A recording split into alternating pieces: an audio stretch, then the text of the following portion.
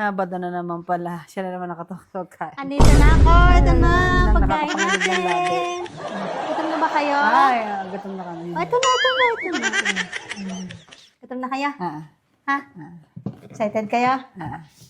Isa, dalawa, tataran!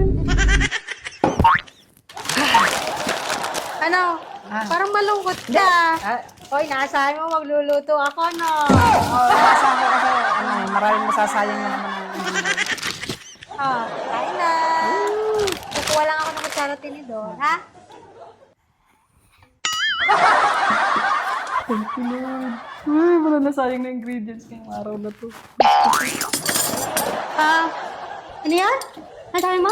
Dahil sabi ko, Ay, hindi ka nasasarapan dyan? Ha? Hindi ka nasasarapan dyan? Mas masarap yung luto mo. Mas masarap. Tinatamad kasi ako ngayon. Kutsara ka na lang. Buti naman tinamad ka, ano?